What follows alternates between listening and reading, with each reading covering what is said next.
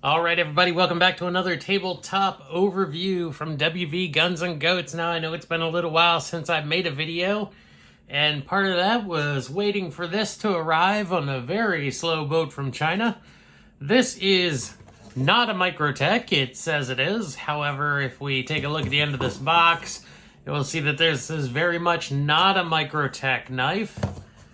This is a Chicrotech Halo 6. Yes, Halo 6 clone I found on Wish.com while I was browsing one night randomly, about $50, and that's what we're going to look at this knife as, a $50 out the front and not a copy of a $800 out the front. However, it's trying its best to look that way.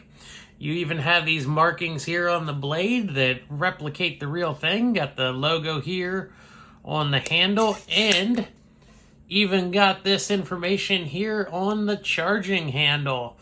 If you like what you see, go ahead down there and like, comment, subscribe to us. We're going to get on with this review here.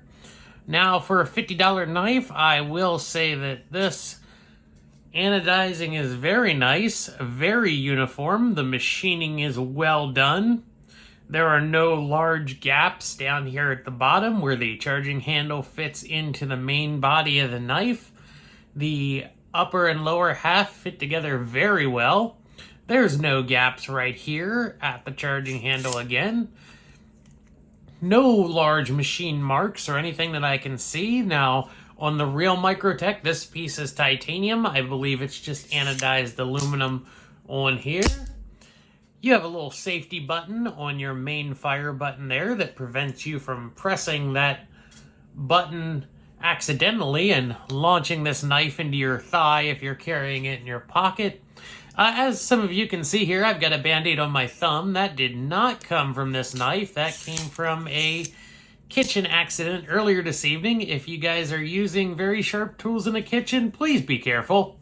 Otherwise, you'll end up with a little less blood inside of you than you started with. Now, when this knife blade is deployed, there is almost no movement in it. Now, even real autos will have a slight bit of blade play, and that's so they can actually function smoothly. You'll see the machining on this blade is very nicely done. The grind is really well done as well. Some of those small scratches on the blade were not there when I got it. That was from me running it across the Smith's Tri-Hone to sharpen it up a little bit. It came fairly sharp out of the box. Here's some other things you get with it. You get this Kydex-like sheath. I'm not sure if it's actual Kydex, however, the knife clicks in there real well. You can actually hear it click in and slide out of there. Holds it very well. I'm not sure how well this fake tech lock will stay on your belt if you were to actually carry it that way. It does, these wings do click down. However, the retainer doesn't click into place. I think it might on the real one. Write down below in the comments if this piece clicks in on a real tech lock, because I'm not sure that if it does or not. You get this little tri-wing screwdriver. The handle is not contained in there, so it will try to fall out and disappear on you. As I said, they copied the box here. Got some of the Microtech writing, no compromise on quality, which is pretty funny because this is a knockoff knife, as well as the Made in USA logo they put in there. They even went so far as to put their website on the box there. There is a manual that comes with it. When I first got it, I was just testing the sharpness of the blade on it. That Smith's sharpener really did put a fairly nice edge on this knife. So that's some of the stuff that came with it. As I said, I've seen worse knives for $50. I think you could do a lot worse than this if you wanted an automatic knife to play around with. If you just wanted to experience the Microtech Halo for a fraction of the price, I think it's a fairly good copy. However, I do wish that it didn't come with the Microtech markings on it. I believe there's some copies out there that are just plain, not marked with anything, and I would look for one of those if the markings on it bother you. So I've got this nice thick cutting board, this, I think it's HDPE. It's about a quarter to a half inch thick here. And I'm going to use that to stab this knife into, and we're going to find out how it holds up if it tries to fold up on it.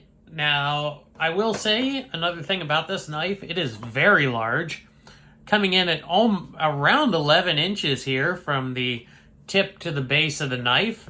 It looks like 4.5 inches of those is the blade itself. So I'm going to apologize if this camera shakes any while I give it a good stabbing here, and we'll see how it holds up. Well,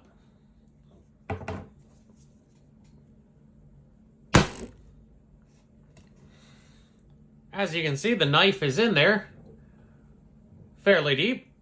It did not try to fold up at all.